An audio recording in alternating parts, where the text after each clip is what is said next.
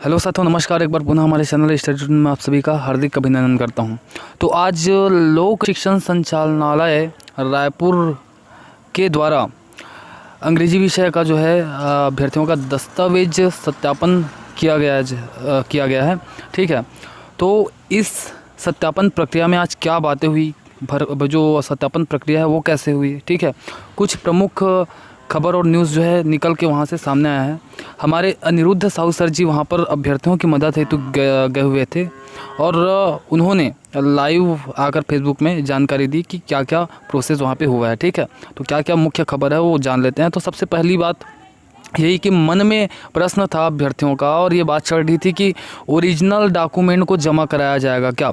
तो मैं आपको स्पष्टता बता देता हूँ कि जो ओरिजिनल डॉक्यूमेंट है उसको नहीं लिया जा रहा है। ठीक है, जो आपका ओरिजिनल डॉक्यूमेंट है उसको नहीं लिया जा रहा है। ठीक है, तो ये आप जान लीजिएगा कि ओरिजिनल डॉक्यूमेंट आपको नहीं लिया जाएगा। दूसरा बात मैं बताऊंगा कि आज 80 अभ्यर्थियों का दस्तावेज सत्यापन हुआ है। ठीक है, 2 पाली था और 2 टेबल, भाई 2 टेबल में प्रथम पाली में 2 टेबल था, 20-20 अभ्यर्थी कुल। प्रथम पाली में 40 अभ्यर्थी ने अपना दस्तावेज सत्यापन कराया और दूसरे पाली में भी 40 अभ्यर्थी 20-20 करके अपना जो है सत्यापन कराया। ठीक है,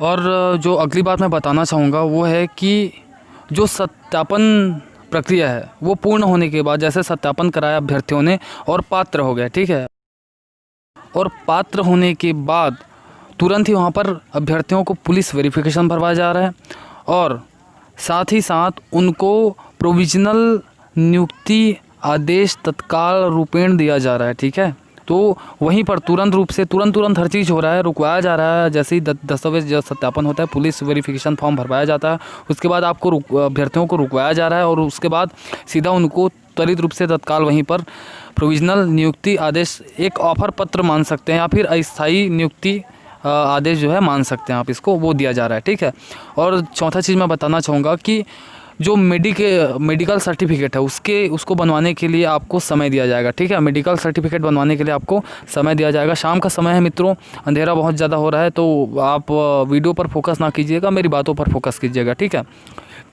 साथ ही साथ मैं बता दूं कि ई और टी संवर्ग के लिए आपको चुनाव का अवसर प्रदान किया जा रहा है अभ्यर्थियों को। ठीक है, तो ये बात रही ई और टी संवर्ग के चुनाव की बात। तो आप स्वतंत्र है, आप जिसमें आपका हो रहा है आप चुनाव कर सकते हैं, कोई दिक्कत नहीं है। ठीक है, आप चाहे तो ई चाहे तो टी का चुनाव कर सकते हैं, आप स्वतंत्र है। और आगे मैं बताना चाहूँगा मित्रों कि जो पूर्व निर्धारित जो लिस्ट था अंग्रेजी विषय और रसायन विषय के लिए, तो जितने पद थे उतने अभ्यर्थी ही नहीं थे। ठीक है, पुराने जो चल रहा था ना प्रक्रिया जिसका विरोध हुआ था, तो उसमें जितना पद था उतना अभ्यर्थी नहीं था। तो अब उनके लिए एडिशनल लिस्ट जारी किया जाएगा। उनको चिंता करने की बात नहीं है, चिंता करने का विषय ही नहीं उनके लिए। ठीक है, बात ही नहीं है। तो उनके लिए एडिशनल लिस्ट विशेष रूप से जारी किया जाएगा और जो अंग्रेजी विषय और रसायन विषय का है उनको पहले कंप्लीट किया जाएगा, उसके बाद ही दूसरे विषय का दस्तावेज सत्यापन होगा। ठीक है, तो विभाग ने बात माना है व्याख्याता के लिए 1:1.25 इस रेशो में बुलाया जाएगा। तो जो पहले की लिस्ट था तो इस रेशो में नहीं बुलाया गया था, तो जितने भी बच रहे हैं कैंडिडेट उनके लिए फिर से लिस्ट जारी होगा एडिशनल लिस्ट करके। ठीक है, तो उनको बुलाया जाएगा। तो ये भी डाउट क्लियर हो गया। साथ ही साथ मैं बताना चाहूँगा दोस्तों कि जो सॉफ्टवेयर की बात की जा रही थी, ठीक है, सॉफ्टवेयर बनेगा। ठीक है, तो वो जो सॉफ्टवेयर है वो बन चुका है।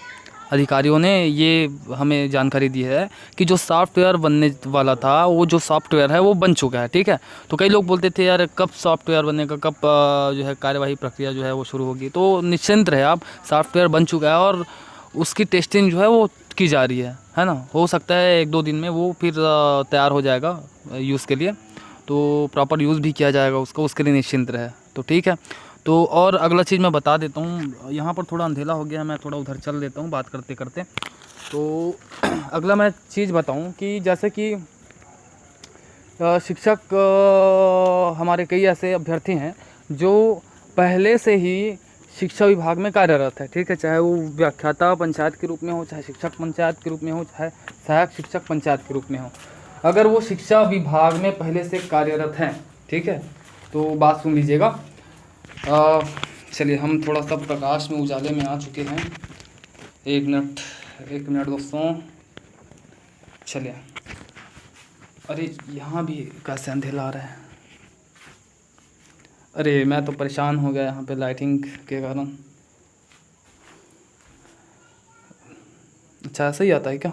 चलिए, तो मैं बात कर रहा था, ऐसे अभ्यर्थी जो पहले से ही शिक्षा विभाग में कार्यरत है तो वो फिर से अप्लाई किए हैं इस शिक्षक भर्ती में और ज्वाइनिंग करना चाहते हैं, तो सीधा सीधा अधिकारियों के द्वारा, विभाग के द्वारा कहा जा रहा है कि यदि आप पहले शिक्षा विभाग में कार्यरत है और यहाँ ज्वाइन करना चाहते हैं तो वहीं पर जहाँ पे दस्तावेज सत्यापन के लिए आप जाएंगे, एक फॉर्म आपको भराया जाएगा कि आप वहाँ पे लिखा जाएगा उसमें कि मैं नए जो भर्ती इसमें ज्वाइनिंग लेना चाहता हूँ या फिर चाहती हूँ, और जो मैं पुराना जो कार्यरत जिस पद पे था शिक्षा विभाग में उस पर मैं अपनी स्वेच्छा से इस्तीफा दे रही हूँ। ठीक है, तो आपको इस्तीफा देना पड़ेगा। तो भाई सीधा सीधा यहाँ पर आपको घाटा है। देखिए, नए भर्ती के चक्कर में आप क्या करेंगे, आप अपनी सीनियरिटी भी खो देंगे। ठीक है, जो इंक्रीमेंट्स आपको मिलते थे वो भी उसको भी आप खो देंगे। तो इंक्रीमेंट जो है खो देंगे, आप सीनियरिटी खो देंगे, जो आपको सुविधा मिल रही थी वो सब खो देंगे और एक फ्रेशर से कहलाएंगे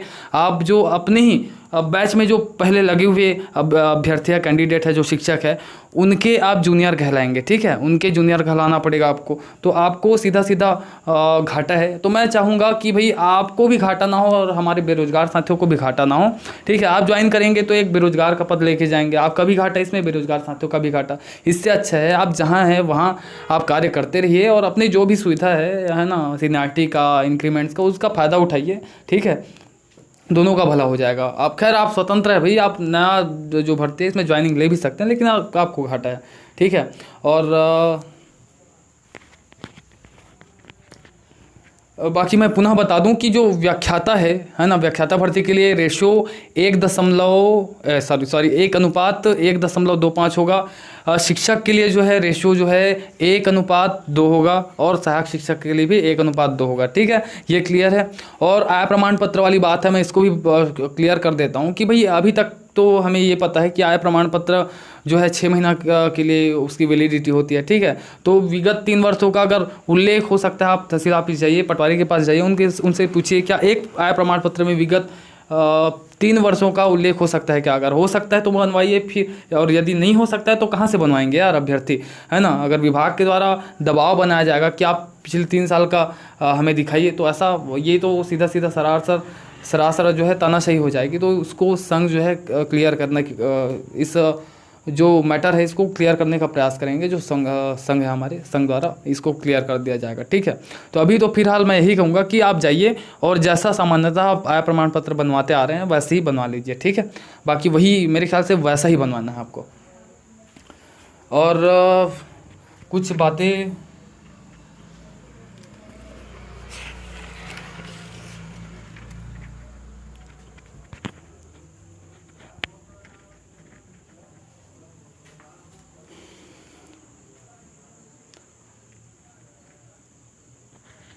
चलिए ठीक है मित्रों, तो इस वीडियो को यहीं पर ख़त्म करते हैं। ठीक है, तो जुड़े रहिए हमारे साथ, हमारे चैनल के साथ, स्टडी ट्यून के साथ।